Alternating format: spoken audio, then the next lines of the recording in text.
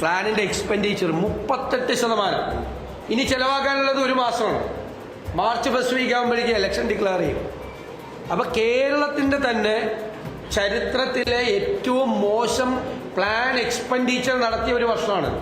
ഏറ്റവും മോശം plan expenditure. അപ്പോൾ ആ പദ്ധതിക്ക് എന്ത് പ്രസക്തി? ആ പദ്ധതിയുടെ വിശദാംശങ്ങൾ കഴിഞ്ഞ പ്രാവശ്യം 70 കോടി വെച്ചത് ഈ പ്രാവശ്യം 80 കോടിയാക്കുന്നു. കഴിഞ്ഞ പ്രാവശ്യം 90 കോടി വെച്ചത് ഈ പ്രാവശ്യം 95 ആക്കുന്നു. കഴിഞ്ഞ പ്രാവശ്യം 100 കോടി വെച്ചത് 150 ആക്കുന്നു. ഈ 70ഉം 80ഉം 90ഉം 100ഉം വെച്ചെടുത്ത് 38% ചെലവാക്കിയിരിക്കുന്നത്. 38%. മാത്രമല്ല ഈ 5 വർഷക്കാലത്തിനൊരു പ്രത്യേകതയുണ്ട്. ആകെ ഈ പ്ലാന്റെ സൈസ് വർദ്ധിക്കുന്നില്ല. ആകെ ഈ വർഷമാണ് ഒന്ന് വർദ്ധിപ്പിച്ചത്, ഈ 25-26 മാത്രം. ബാക്കി 30,000 കോടി എന്നുള്ള സ്റ്റാഗ്നന്റ് ആയിട്ട് പോവുകയാണ്. മനസ്സിലായേ? എല്ലാ സർക്കാരുകളും വന്ന് പിരിഞ്ഞു പോകുമ്പോഴേക്കും പ്ലാനിന്റെ സൈസ് ഒരു 15-20% വർദ്ധിക്കുമായിരുന്നു. ഇവിടെ പ്ലാനിന്റെ സൈസ് അങ്ങനെ തന്നെ പോവുകയാണ്. എന്നിട്ട് ഇപ്പോൾ ഒരു 2,000 കോടി കൂട്ടിയായിരുന്നു. പക്ഷേ 38% പോലും എക്സ്പെൻഡിച്ചർ ഇല്ല. കഴിഞ്ഞ വർഷം ഭീകരമായിട്ടാണ് 50%-ഓളം പ്ലാൻ സൈസ് കട്ട് ചെയ്തു. പരിതാപകരമായ അവസ്ഥയിലാണ് കേരളത്തിലെ സാമ്പത്തിക രംഗം. ഇനി സാധാരണ ഒരു വല്ലാതെ പ്രയാസം വരുന്ന ഘട്ടത്തിലാണ് ട്രഷറി നിയന്ത്രണം ഏർപ്പെടുത്തുന്നത്. ഇത് 19/8/2025 ഇറക്കിയ ഉത്തരവനുസരിച്ച് 10 ലക്ഷം രൂപയിൽ കൂടുതൽ ട്രഷറിയിൽ നിന്ന് മാറാൻ പറ്റില്ല. കഴിഞ്ഞ 5 മാസമായി ഈ ട്രഷറി നിയന്ത്രണം നിലവിലിരിക്കുകയാണ്. പണ്ടൊക്കെ ഉണ്ടായിരുന്നത് ചില സിറ്റുവേഷൻസ് വരുമ്പോൾ, ചില സാമ്പത്തിക പ്രയാസങ്ങൾ വരുമ്പോൾ, വെയ്സ് ആൻഡ് മീൻസിന്റെ ചില അഡ്ജസ്റ്റ്മെന്റ് വരുമ്പോൾ മാത്രമാണ് ട്രഷറിയിൽ നിയന്ത്രണം ഏർപ്പെടുത്തിയിരുന്നത്. ഇത് കഴിഞ്ഞ 5 മാസമായി തുടർച്ചയായി 10 ലക്ഷം രൂപയിൽ കൂടുതൽ മാറാൻ വയ്യാത്തൊരു ഖജനാവ് വെച്ചുകൊണ്ടാണ് ഈ ഗീർവാണ പ്രസംഗം ബഹുമാനപ്പെട്ട ധനകാര്യമന്ത്രി നടത്തിയത് എന്നത് ഞങ്ങളെ എല്ലാവരും അത്ഭുതപ്പെടുത്തുന്നു. ഒരു നല്ല വാക്ക് പ്രയോഗിച്ചു ബജറ്റ് തുടങ്ങിയപ്പോൾ, ന്യൂ നോർമൽ എന്ന് പറഞ്ഞു. കറക്റ്റാണ്, ന്യൂ നോർമൽ. എന്താണ് ഇപ്പോഴത്തെ ന്യൂ നോർമലായി മാറിയിരിക്കുന്നത്? എന്താണ്? തോന്നിയതുപോലെ ബജറ്റിൽ പ്രഖ്യാപിക്കുക, അത് നടപ്പാക്കാതിരിക്കുക, പ്ലാൻ സൈസ് കട്ട് ചെയ്യുക, പ്ലാൻ എക്സ്പെൻഡിച്ചർ കുറയ്ക്കുക. ഇതാണിപ്പോൾ കേരളത്തിന്റെ ന്യൂ നോർമൽ. ന്യൂ നോർമൽ എന്ന് പറഞ്ഞ വാക്കിന്റെ അർത്ഥം ഇല്ലാത്ത ഒരു പുതിയ സംവിധാനം കൊണ്ടുവന്നിട്ട് അതൊരു സിസ്റ്റത്തിന്റെ ഭാഗമാകുകയാണ്. അപ്പൊ കേരളത്തിലെ ഒരു ഫിസ്ക്കൽ ക്രെഡിബിലിറ്റി അല്ലെങ്കിൽ ഒരു ധനകാര്യ വ്യവസ്ഥതയുടെ വിശ്വാസ്യതയെ മുഴുവൻ തകർത്തുകൊണ്ടാണ് ഈ 5 കൊല്ലം മുമ്പോട്ട് പോയത്. പരിതാപകരമായ ഒരു അന്ത്യമാണ് കേരളത്തിൽ ഉണ്ടായതെന്ന് വ്യക്തമാണ്. ഇപ്പോ 2021 അധികാരത്തിൽ വന്നത് 2,500 രൂപ സോഷ്യൽ സെക്യൂരിറ്റി പെൻഷൻ ആക്കുമെന്ന് പറഞ്ഞാൽ 1,600 രൂപയെന്ന് ജനങ്ങളെ കബളിപ്പിച്ചാണ്. കുറെ പേര് വോട്ട് ചെയ്തിട്ടുണ്ട് അതിന്റെ പേരിൽ. എന്നിട്ട് 4.25 കൊല്ലക്കാലം ഒരു ചില്ലിക്കാശ് കൊടുത്തോ? ഈ ലോക്കൽ ബോഡി തെരഞ്ഞെടുപ്പിന്റെ തൊട്ട് മുമ്പ് 400 രൂപ കൂട്ടി. ഇപ്പൊ വീണ്ടും അത് കൂട്ടിയിട്ടില്ല. ഇന്ത്യയിൽ ഏറ്റവും കൂടുതൽ വിലക്കയറ്റമുള്ള 1ാമത്തെ സംസ്ഥാനമാണ് കേരളം. ഇന്നലെ മുഖ്യമന്ത്രി അതിനെ തള്ളി പറഞ്ഞു, ഇവിടെ അങ്ങനെ ഇല്ല എന്ന്. പക്ഷേ ഇന്നലെ പ്ലാനിംഗ് ബോർഡ് ഇറക്കിയ ഇക്കണോമിക് റിവ്യൂവിൽ തന്നെ അത് പറയുന്നുണ്ട്. ഇക്കണോമിക് റിവ്യൂവിൽ തന്നെ ഇത് കണക്കാണ്. ആർക്കും തെറ്റിദ്ധരിപ്പിച്ച് എനിക്ക് 2% കൂട്ടിയൊന്നും പറയാൻ പറ്റില്ല. ഇന്ത്യയിൽ കഴിഞ്ഞ 10 മാസമായി 11ാമത്തെ മാസത്തിലേക്ക് കിടക്കുകയാണ്. ഇന്ത്യയിൽ ഏറ്റവും കൂടുതൽ വിലക്കയറ്റമുള്ള 1ാമത്തെ സംസ്ഥാനം കേരളം. മാർക്കറ്റ് ഇന്റർവെൻഷനിൽ ദയനീയമായി പരാജയപ്പെട്ടു. കാരണം അലോട്ട് ചെയ്യുന്ന പണം അനുവദിക്കാൻ പറ്റുന്നില്ല. ഇപ്പോഴും കൂട്ടിയിട്ടുണ്ട് എമൗണ്ട്. കഴിഞ്ഞ പ്രാവശ്യം മാർക്കറ്റ് ഇന്റർവെൻഷന് വേണ്ടി വെച്ച തുക ചെലവാക്കിയിട്ടില്ല. കാരണം കയ്യിൽ പൈസയില്ല. പിന്നെ ക്ഷേമ പെൻഷൻ തുടങ്ങിയത് ആരാണെന്ന് ജനങ്ങൾക്ക് അറിയാവുന്നതാണ്. മന്ത്രിക്ക് അറിയില്ലെങ്കിൽ ഞങ്ങൾ പറഞ്ഞുതരാം. ആർ ശങ്കർ, കേരളത്തിന്റെ മുഖ്യമന്ത്രിയായിരുന്ന ആർ ശങ്കറിന്റെ കാലത്താണ് വാർദ്ധക്യകാല പെൻഷനും വിധവാ പെൻഷനും കേരളത്തിൽ ആരംഭിക്കുന്നത്. CPM അല്ല, കമ്മ്യൂണിസ്റ്റ് ഗവൺമെന്റ് അല്ല പെൻഷൻ ആരംഭിക്കുന്നത്. അതുപോലെ കടം 2021 അപേക്ഷിച്ച് കുറഞ്ഞു എന്നാണ് മന്ത്രി പറയുന്നത്. ഈ വരുമാനം വർദ്ധിച്ചു എന്ന് പറയുന്നുണ്ട് കേരളത്തിന്റെ. എങ്ങനെയാണെന്നറിയാമോ? കോവിഡ് കാലത്തെ ഒരു വരുമാനം ഗണ്യമായി കുറഞ്ഞല്ലോ എല്ലാ സംസ്ഥാനങ്ങളിലും ഗവൺമെന്റിനും. എന്നിട്ട് നോർമലായി വന്ന സിറ്റുവേഷൻ ഉണ്ടല്ലോ, കോവിഡൊക്കെ മാറി, അപ്പോൾ ഒരു റവന്യൂ വരുമാനം വർദ്ധിക്കും. തീരെ ഇല്ലായിരുന്ന കാലത്തെയും കോവിഡ് കാലം കഴിഞ്ഞ് വന്നതിൻ്റെയും ശതമാന കണക്കാണ് ഈ പറയുന്നത്. ഇപ്പോൾ ഒരു ഉദാഹരണം ഞാൻ പറയാം. ഇന്നത്തെ കണക്കാണ്. കഴിഞ്ഞ വർഷത്തെ ഈ ബജറ്റ് അവതരിപ്പിച്ചപ്പോഴുള്ള 2025-26 ബജറ്റ് എസ്റ്റിമേറ്റിലെ റവന്യൂ വരവ് എത്രയായിരുന്നു? 1,52,000 കോടി അല്ലേ ആയിരുന്നു. ഇപ്പം ഇന്ന് അവതരിപ്പിച്ചതിൽ എത്രയാണ് ആ വരുമാനം കിട്ടിയിരിക്കുന്നത്? 1,37,000 കോടി. 15,000 കോടി എസ്റ്റിമേറ്റിനേക്കാൾ കുറവാണ്. ചെലവ് 1,79,000 കോടി പറഞ്ഞെടുത്ത് 1,73,000 കോടി. കഴിഞ്ഞ പ്രാവശ്യത്തെ റവന്യൂ കമ്മി എസ്റ്റിമേറ്റിൽ 27,000 കോടി, 36,000 കോടി എസ്റ്റിമേറ്റ് വന്നു. ഈ പറയുന്ന കണക്കും യഥാർത്ഥ കണക്കും തമ്മിൽ യാതൊരു ബന്ധവുമില്ല. ഇനി ഇപ്പോഴാണ് പേ കമ്മീഷൻ പ്രഖ്യാപിക്കുന്നത്. ഇവർക്ക് നന്നായിട്ട് അറിയാം ഇവർ അധികാരത്തിൽ തിരിച്ചു വരില്ല. കാരണം 2024 ശമ്പള പരിഷ്കരണം പ്രാബല്യത്തിൽ വരേണ്ടിയിരുന്നു. അവർ ഈ സമയത്ത് പേ കമ്മീഷൻ വെച്ചില്ല. പേ കമ്മീഷന് പ്രവർത്തിക്കാൻ സമയം കൊടുത്തില്ല. പേ കമ്മീഷനെ നിയമിച്ച് അവരുടെ പ്രവർത്തനം നടത്തി അവർ റിപ്പോർട്ട് കൊടുത്ത് അത് നടപ്പാക്കേണ്ട സമയം കഴിഞ്ഞു. എന്നിട്ട് അവസാനത്തെ പോണ പോക്കിൽ പേ കമ്മീഷൻ പ്രഖ്യാപിക്കുകയാണ്. ഇനി അതിന്റെ റെക്കമെൻഡേഷൻ നടപ്പാക്കേണ്ട ആരാ? അടുത്ത ഗവൺമെന്റിന്റെ തലയിലാണ് പേ കമ്മീഷൻ നടപ്പാക്കേണ്ട പൂർണ്ണമായ ഉത്തരവാദിത്വം. അപ്പോൾ 1 രൂപ അതിൽ ചെലവാക്കിയിട്ടില്ല. 1 രൂപ പേ കമ്മീഷൻ റിവിഷൻ വരുമ്പോൾ 5 കൊല്ലത്തെ വ്യത്യാസം വരുമ്പോൾ അതിന്റെ ബാധ്യത ഒന്നും സർക്കാർ ഏറ്റെടുത്തിട്ടില്ല. DA കുടിശ്ശിക. ഇപ്പൊ DA പ്രഖ്യാപിച്ചത് ഇപ്പൊ ഈ മാസത്തെ മാർച്ചിലും DA ആണ് പ്രഖ്യാപിച്ചത്. ഇലക്ഷൻ ആയതുകൊണ്ടാണ് അത് കൊടുക്കുന്നത്. DA കുടിശ്ശികയുണ്ട്. 6 DA കുടിശ്ശികയുണ്ട്. ഹ്യൂജ് എമൗണ്ട് ആണ്. സർക്കാർ ജീവനക്കാർക്ക്, പെൻഷൻകാർക്ക്, അധ്യാപകർക്ക് ഈ ഗവൺമെന്റ് കുടിശ്ശിക വരുത്തിയിരിക്കുന്നത് 1,00,000 കോടിയാണ്. 1,00,000 കോടി അത് കൊടുക്കാതെയാണ് പോകുന്നത്. അത് അടുത്ത സർക്കാരിന്റെ തലയിലേക്ക് വളരെ ബുദ്ധിപൂർവ്വം കെട്ടിവെച്ചിരിക്കുകയാണ്. ഓരോ കാര്യത്തിലും ഞാൻ വിശ്വാസ്യതയില്ല എന്ന് പറഞ്ഞു. കേരളം നേരിടുന്ന ഏറ്റവും രൂക്ഷമായ പ്രശ്നമാണ് വന്യജീവി ആക്രമണം. കഴിഞ്ഞ വർഷം 48.85 കോടി, ഈ വർഷം അത് വർദ്ധിപ്പിച്ചു. കഴിഞ്ഞ വർഷം വീണ്ടും വർദ്ധിപ്പിച്ചു 70 കോടി, ഈ വർഷം 100 കോടിയാക്കിയെന്നാണ് പറയുന്നത്. കഴിഞ്ഞ വർഷം ചെലവഴിച്ചതിൽ ആകെ 42% മാത്രമാണ് ചെലവാക്കിയിരിക്കുന്നത്. ഇത്രയും രൂക്ഷമായ വന്യജീവി ആക്രമണം നടത്തുന്ന സമയത്ത് നീക്കി വെച്ച തുക ചെറുത്, എന്നിട്ട് അതിന്റെ 42% ചെലവാക്കിയ ആളുകൾ പറയാൻ ഞങ്ങൾ ഈ പ്രാവശ്യം 100 കോടിയായിട്ട് ഉയർത്തുമെന്ന്. എത്ര ഉയർത്തിയാൽ എന്താ? 35-40 മാത്രമാണ് ചെലവാക്കുന്നത്.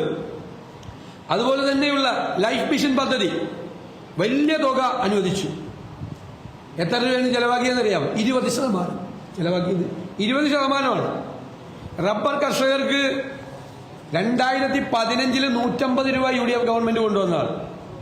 ഈ 10 കൊല്ലം കൊണ്ട് 50 രൂപയാണ് കൂട്ടിയത്. 50 രൂപ 250 രൂപയാക്കും എന്ന് പറഞ്ഞ അധികാരത്തിൽ വന്ന ആളുകൾ 10 കൊല്ലം കൊണ്ട് കൂട്ടിയത് വെറും 50 രൂപ മാത്രമാണ്. കിഫ്ബി പദ്ധതികൾ ഒന്നും നടക്കുന്നില്ല. നമുക്കറിയാം എല്ലാ പദ്ധതികളും അതിന്റെ ബാധ്യതയാണ്. നെല്ല് സംഭരണം തകർന്ന് തരിപ്പണമായി. അതുപോലെ തന്നെയുള്ള നിരവധി വിഷയങ്ങൾ ആരോഗ്യരംഗത്ത് ഉള്ള ആരോഗ്യ ഇൻഷുറൻസ്, കാരുണ്യ ഇൻഷുറൻസ്, അതിനെക്കുറിച്ചൊക്കെ വലിയ ക്ലെയിമൊക്കെ നടത്തിയെങ്കിലും 1200 കോടി കുടിശ്ശികയാണ് കാരുണ്യ ആരോഗ്യ ഇൻഷുറൻസ്.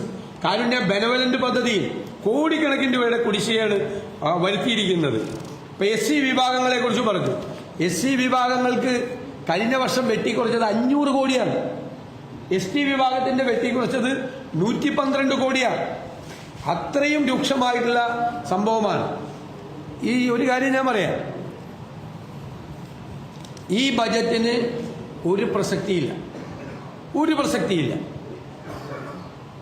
ഇത് നടപ്പാക്കാൻ പോകുന്ന ബജറ്റല്ല. അടുത്ത 26-27 വർഷത്തിലേക്കുള്ള ബജറ്റ് UDF സർക്കാർ അവതരിപ്പിക്കും. ആ ബജറ്റായിരിക്കും കേരളത്തിൽ നടക്കാൻ പോകുന്നത്.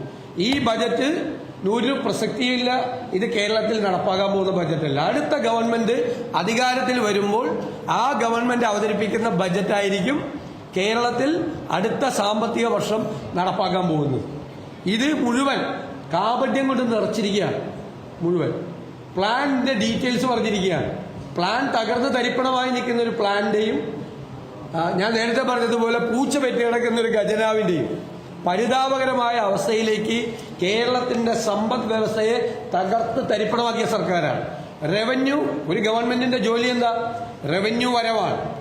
ഇന്ത്യയിൽ GST നടപ്പിലാക്കിയപ്പോൾ കൺസ്യൂമർ പോയിന്റിൽ, എൻഡ് പോയിന്റിൽ ടാക്സ് ഉള്ള GST, ഇന്ത്യയിലെ ഏറ്റവും വലിയ കൺസ്യൂമർ സ്റ്റേറ്റായ കേരളമായിരുന്നു നമ്പർ 1 ബെനിഫിഷ്യറി ആവേണ്ടത്. 30% നികുതി വരുമാനം ഉണ്ടാകേണ്ട ഒരു സംസ്ഥാനത്ത് 10% താഴെ നികുതിയുടെ ഗ്രോത്ത് ഉള്ളൂ. അത് ആവറേജാണ്. പല സംസ്ഥാനങ്ങളും മാനുഫാക്ചറിംഗ് സ്റ്റേറ്റ് വരെ റവന്യൂ വരുമാനം ഗണ്യമായി വർദ്ധിപ്പിച്ചു. ലക്ഷക്കണക്കിന് കോടി രൂപയുടെ കടം, നേരിട്ടുള്ള കടം, പ്രത്യക്ഷത്തിലുള്ള കടം, പരോക്ഷമായ കടം, ക്ഷേമനിധികളിൽ നിന്ന്, അതുപോലെ കോപ്പറേറ്റീവ് ബാങ്കുകളിൽ നിന്ന് എല്ലാം സർക്കാർ പണം കടമെടുക്കുകയാണ്. എന്നിട്ട് തെരഞ്ഞെടുപ്പ് കാലമായപ്പോൾ ആശാവർക്കർക്ക് 1000 രൂപ കൂട്ടുക, അംഗൻവാടിക്ക് 1000 കൂട്ടുക. അവരിവിടെ സമരം ചെയ്തപ്പോൾ അവരെ പരിഹസിച്ചാണ്. ആശാവർക്കർമാരെ പരിഹസിച്ചു, അംഗൻവാടി ടീച്ചർമാരെ പരിഹസിച്ചു. ഞങ്ങൾ ഈ വിഷയങ്ങളെല്ലാം നിയമസഭയിൽ കൊണ്ടുവന്നാണ്. നിയമസഭയിൽ കൊണ്ടുവന്നപ്പോൾ 1 രൂപ പോലും അത് കൂട്ടിക്കൊടുക്കൂല. ഇപ്പൊ കൂട്ടിക്കൊടുക്കാൻ പറ്റില്ല, കേന്ദ്രം കൂട്ടട്ടെ എന്ന് പറഞ്ഞാണ്. തെരഞ്ഞെടുപ്പ് അടുത്തപ്പോഴാണെങ്കിലും 1000 രൂപ കൂട്ടി ഇവർക്ക് കൊടുക്കേണ്ടി വരില്ല. കാരണം ഇതെല്ലാം ഓർഡറായിട്ട് വരുമ്പോഴേക്കും അടുത്ത ഗവൺമെന്റ് വരുള്ളൂ. 1 രൂപ കൊടുക്കേണ്ടി വരില്ല ഇവർക്ക്. ഇതെല്ലാം ഓർഡറായി, ഗവൺമെന്റ് ഓർഡറായി ബജറ്റ് പ്രാബല്യത്തിൽ വരുമ്പോഴേക്കും അടുത്ത ഗവൺമെന്റാണ്. എന്നിട്ട് 1000 രൂപ അംഗൻവാടിക്ക് കൂട്ടി, 1000 രൂപ ആശാവർക്കർക്ക് കൂട്ടി, 1000 രൂപ സാക്ഷരതാ പ്രേരക കൂട്ടി. അതെല്ലാത്തിന്റെയും സാമ്പത്തിക ഭാരം മുഴുവൻ അടുത്ത ഗവൺമെന്റിന്റെ തലയിലാണ്. വളരെ കൗശലത്തോടു കൂടി, വളരെ ബുദ്ധിപൂർവ്വം വരാൻ പോകുന്ന ഗവൺമെന്റിന്റെ തലയിൽ മുഴുവൻ സാമ്പത്തിക ഭാരവും കെട്ടിവെച്ചുകൊണ്ടുണ്ടാക്കിയ ഒരു ബജറ്റാണ് ഇവിടെ അവതരിപ്പിച്ചിരിക്കുന്നത് എന്ന കാര്യത്തിൽ യാതൊരു സംശയമില്ല. ഇപ്പൊ ഞാനൊരു ഉദാഹരണം കൂടി പറഞ്ഞ് അവസാനിപ്പിക്കാം. 2023-24 75% പ്ലാൻ നടപ്പാക്കിയത്. ഇപ്പം അത് 38. കഴിഞ്ഞ വർഷം 2024-25 50% പ്ലാൻ സൈസ് കട്ട് ചെയ്തു. എന്നാലോചിച്ച് ഇപ്പൊ 38% ആയിട്ടുള്ളത്. എങ്ങനെ വന്നാലും 50% ആവില്ല ഇത്. അപ്പോൾ പ്ലാനിന്റെ പോലും 50% മാത്രം ചെലവാക്കുന്ന ഒരു ഗവൺമെന്റ് പിന്നെ എന്ത് വിശ്വാസ്യതയാണ് അവർക്കുള്ളത്? അവർ പറയുന്ന കാര്യങ്ങൾക്ക് എന്താണ്? കഴിഞ്ഞ പ്രാവശ്യം പ്രഖ്യാപിച്ച നിരവധി പദ്ധതികൾ, അതിലൊരു 75% പദ്ധതികളും നടപ്പാക്കിയിട്ടില്ല. ഞങ്ങൾ അവരെ വെല്ലുവിളിക്കുന്നു. കഴിഞ്ഞ വർഷത്തെ ബജറ്റ് പ്രഖ്യാപനത്തിന്റെ ഒരു പെർഫോമൻസ് ഓഡിറ്റിംഗ് നടത്തി ഒരു വൈറ്റ് പേപ്പർ ഇറക്കാൻ തയ്യാറുണ്ടോ? കഴിഞ്ഞ വർഷത്തെ ബജറ്റ് പ്രഖ്യാപനത്തിന്റെ, ഇനി വരാൻ പോണത് അവർ ഇംപ്ലിമെന്റ് ചെയ്യേണ്ടതല്ല, അവരുടെ ഗവൺമെന്റ് ചെയ്യേണ്ടതല്ല. കഴിഞ്ഞ വർഷം ബജറ്റിന്റെ ഒരു പെർഫോമൻസ് ഓഡിറ്റിംഗ് തയ്യാറാക്കി ഒരു വൈറ്റ് പേപ്പർ ഇറക്കാൻ അവർ തയ്യാറുണ്ടോ? ഞങ്ങൾ വെല്ലുവിളിക്കുകയാണ്. ഇത്രമാത്രം കേരളത്തെ സാമ്പത്തികമായി തകർത്തു തരിപ്പണമാക്കിയ കേരളത്തിന്റെ ഭരണചരിത്രത്തിൽ ഇത്രമാത്രം കേരളത്തിന്റെ സമ്പദ് വ്യവസ്ഥ തകർത്ത മറ്റൊരു സർക്കാർ ഉണ്ടായിട്ടില്ല. ഇവിടെ പ്രതിപക്ഷ നേതാവ് പറഞ്ഞ വിഷയത്തിന്റെ ആ ഫോക്കസ്, അത് ഒന്ന് എടുത്തു പറയാനേ ഞാൻ ഈ സന്ദർഭം വയ്ക്കുന്നുള്ളൂ. അതായത്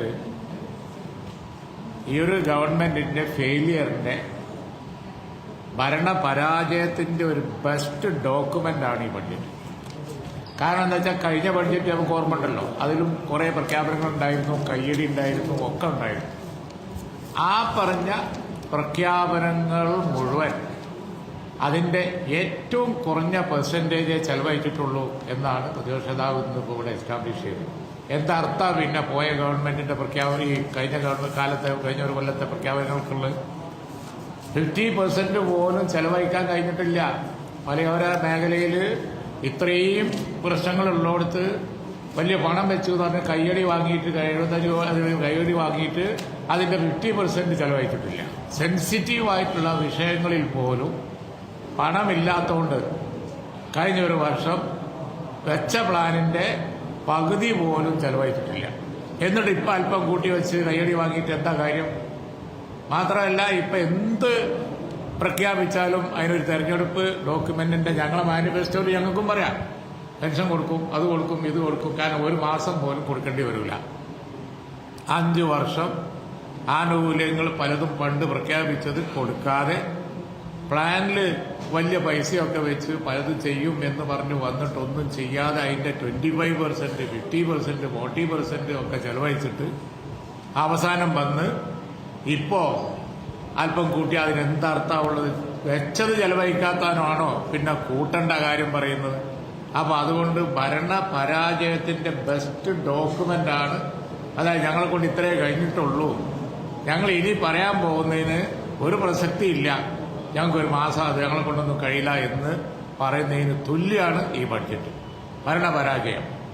അതുകൊണ്ട് തന്നെ ഈ സ്റ്റേറ്റിൽ കഴിഞ്ഞ 5 വർഷക്കാലം നടന്നത് കണ്ടിന്യൂസ് ഇത് തന്നെയായിരുന്നു. എല്ലാ വർഷവും പ്ലാൻ പെർസെൻറ്റേജ് വളരെ വളരെ കുറഞ്ഞു. ഉമ്മൻചാണ്ടി ഗവൺമെൻറ്റിൻ്റെ കാലത്ത് ആയിരുന്നെങ്കിൽ ഒരു ഇനീഷ്യേറ്റീവ് ഉണ്ടായിരുന്നു, ബഹുദൂരം മുന്നോട്ട് പോകണം എന്നുള്ള ഒരു വിൽ പവറോട് കൂടി ഉള്ള ഒരു മൂവ്മെന്റ് ഉണ്ടായി. അതുകൊണ്ട് പ്ലാൻ സൈസ് എപ്പോഴും കൂടി വളരെയധികം പണം ചെലവഴിച്ചു. അപ്പം ചെലവഴിക്കാൻ അവർക്ക് പറ്റുന്നില്ല, ചെലവാക്കുന്നില്ല. പറഞ്ഞ പോലെ 10 ലക്ഷം റുപ്യ പോലും ട്രഷറിയിൽ നിന്ന് എടുക്കാൻ കഴിയില്ല, പിന്നെ എങ്ങനെ ചെലവാക്കാനാ? അപ്പോൾ അതുകൊണ്ട് ഇവര് സാമ്പത്തിക പരാധീനത അങ്ങേ അറ്റാണ്, ഒന്നും ചെയ്യാൻ പറ്റുന്നില്ല. അതിന്റെ ബെസ്റ്റ് എക്സാമ്പിളാണ് ഈ ബഡ്ജറ്റ്. മാത്രമല്ല നടത്തിയ പ്രഖ്യാപനങ്ങൾക്ക് യാതൊരു പ്രസക്തിയില്ല. അതൊക്കെ അടുത്ത ഗവൺമെന്റ് ചെയ്യേണ്ടതാണ്. ഇവരിപ്പോൾ ഒരു ബഡ്ജറ്റ് കൊടുത്തു, അതിനേക്കാൾ മെച്ചപ്പെട്ട ഒരു മെമ്മോറാണ്ട് ഞങ്ങൾ കൊണ്ടുവരും, തെരഞ്ഞെടുപ്പ് മാനിഫെസ്റ്റോ ഞങ്ങൾ കൊണ്ടുവരും. അതിനായിരിക്കും കൂടുതൽ പ്രസക്തി. അടുത്ത ഗവൺമെന്റിന്റെ കാര്യമാണെന്നുണ്ടെങ്കിൽ ഇനി തെരഞ്ഞെടുപ്പ് മാനിഫെസ്റ്റോനാണ് പ്രസക്തി, അല്ലാതെ ഈ ബഡ്ജറ്റ് യാതൊരു പ്രസക്തിയില്ല.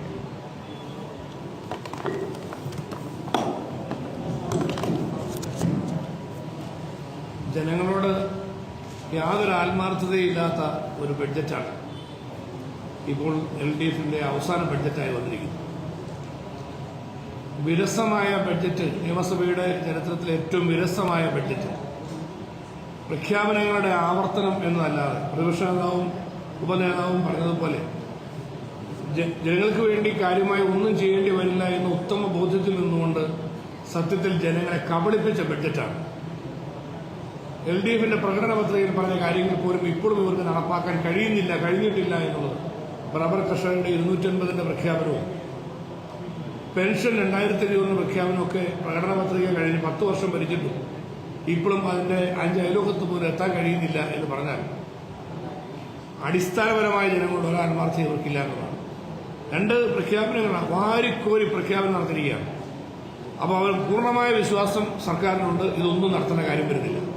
അതുകൊണ്ട് നടക്കിയല്ലാത്ത കാര്യങ്ങൾ ഇലക്ഷൻ പ്രചരണത്തിന് വേണ്ടി മാത്രം ജനങ്ങളെ കബളിപ്പിച്ചുകൊണ്ട് നടത്തിയിരിക്കുന്ന ഒരു പ്രഹസനമായി ബഡ്ജറ്റ് മാറി. ആ നിലയിൽ ബഡ്ജറ്റിനെ പ്രഹസനമാക്കിയ LDFന്റെ നടപടി തന്നെ ജനങ്ങൾ ചോദ്യം ചെയ്യുമെന്നതിൽ യാതൊരു സംശയവുമില്ല.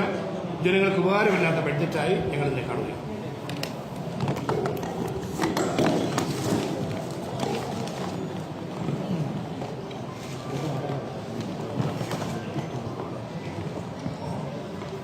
ഈ ബഡ്ജറ്റ് യഥാർത്ഥത്തിൽ കേരളത്തിൻ്റെ ഒരു പുനർനിർമ്മാണത്തെ സംബന്ധിച്ചുള്ള ഒരു രൂപരേഖ ഇതിൻ്റെ അകത്തില്ല.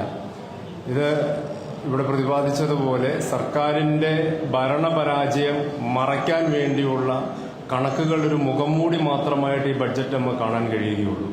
കഴിഞ്ഞ 3-4 വർഷത്തെ പ്രഖ്യാപനങ്ങളുടെ ആവർത്തനം. കുട്ടനാട് പാക്കേജ് ഇത്തവണയും പ്രഖ്യാപിച്ചിട്ടുണ്ട്, അധിക തുക അതിനകത്ത് പ്രഖ്യാപിച്ചിട്ടുണ്ട്. അവിടുത്തെ അവസ്ഥ കഴിഞ്ഞ 10 വർഷമായിട്ട് സമാനമായ നിലയിൽ പോകുന്നു. റബ്ബർ കാർഷിക മേഖല 250 രൂപ എന്നത് ഇവരുടെ പ്രഖ്യാപനത്തിലുണ്ടായിരുന്ന ഒന്നാണ്, ഇവരുടെ മാനിഫെസ്റ്റോയിലുണ്ടായിരുന്ന ഒന്നാണ്. അത് വർദ്ധിപ്പിക്കാനോ അതിനുവേണ്ടി